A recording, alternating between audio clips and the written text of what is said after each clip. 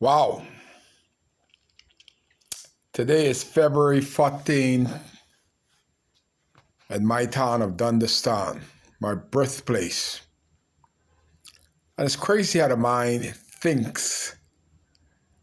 The FNM did us so bad from Hurricane Dorian in 2019 that I'd never wear an FNM shirt from 2019 to now out of what I call just demonstrating about the brutalness of the FNM.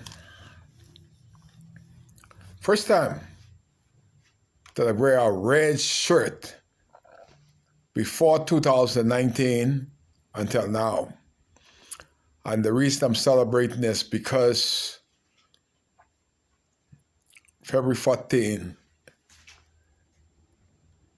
that I could ride through Dundas, Murphytown, and Marsh Harbour for the last 2 to 3 days. And I haven't seen the presence of an invasive species called illegal immigration, illegal Haitians. And at my age of 61,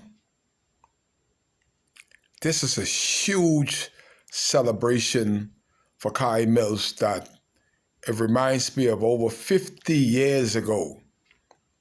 There was not a Haitian traveling through Marsh Harbour, Dundas and Murphytown, outnumbering Abaconians.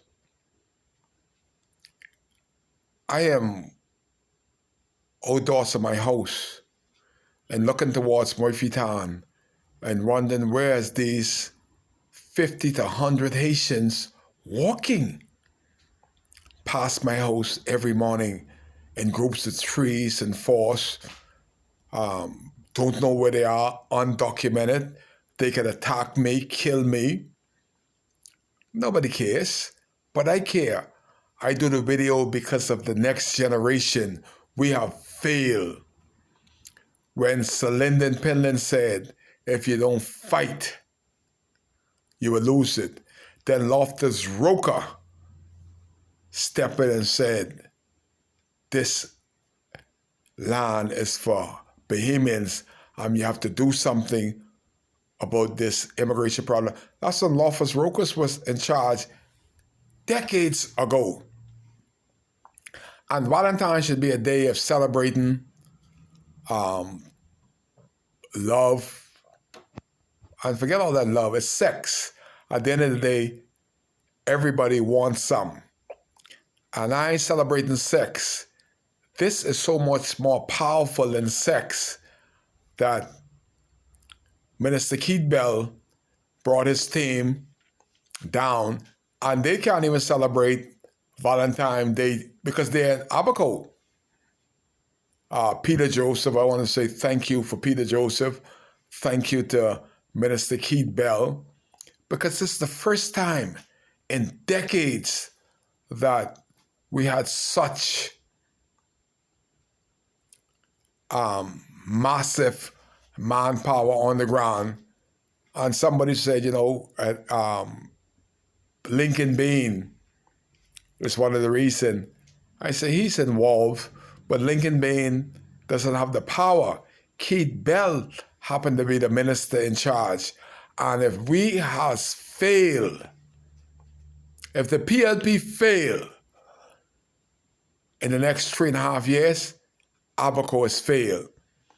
But you have to give the man that's in charge at this time, because just the other day we had an FNM in charge, didn't do one thing about the immigration problem. So I want to just give thanks on Valentine's Day. Not for giving no flowers, because I ain't giving no flowers and all that stuff. But I feel good that I could wear a red shirt, not to represent Valentine, not to represent love, sex, but to celebrate that I could ride in Dundas, Murphy, and Marshall for the last 2 days because Minister Keith Bell sent Peter Joseph and his team that we could feel 40 years in, that 40 years ago, we could do the same thing that we're doing today. Not a single illegal Haitian dominating the streets of Dundastown, Murphytown, Central Pines, and Marshall. I had to ride again and again. I ain't looking for no money. I had to ride. You saw my eyes red? That's from riding and looking and riding, looking and say, wow, this is a Valentine I could celebrate. But this can't be a 3-day thing. This have to be constant because the Haitians are hiding right now. And as soon as Peter Joseph and his team leave, they'll come right back out and do the same thing that they've been doing for 4 years. You have to match aggressiveness with extra aggression. So this exercise shouldn't happen a week.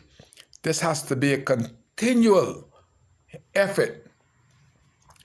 One of the things I like to brought out, I don't worry about all that court stuff. That's a sham because we have CARICOM coming here.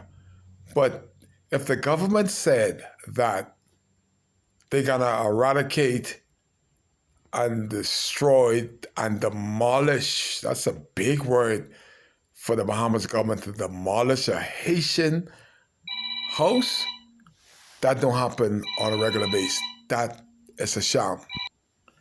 I would say to Minister Bell, why demolish the house when the government went to court and to catch the problem by the root? Why is all this massive immigration, defense force, and police force here not destroying the 30 foundation that is going up now? Before Peter Joseph and his team leave Abaco, next week he'll have 40 structures livable. So people like Kai that got more than a D average don't mind that ruling in the court. We have to see on the ground. And it'd be good to see Kai Mills do a video with immigration, defense force, and police demolishing the 40 structures that going on and going up now. That would be a good look.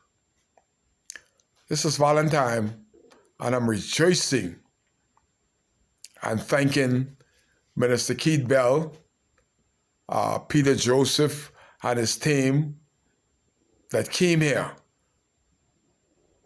to make the Bahamas for Bahamian. But it has to be a continual effort because the Haitian is aggressively trying to, not even quietly, because the hammer, the nail, and the saw don't stop. All night, all day, they are aggressively 7 days a week but occupying the quiet takeover of the Bahamas. I talked to Haitian the other day and he was bracing. He say, hey, Kai, we have already taken over. Y'all are slow. We are in every aspect of your life. Every business place in Abaco is 95% Haitian workers, Haitian employees. I say, wow. Sometimes you just got to shut up and listen. This is a Haitian telling me this. Y'all are too late.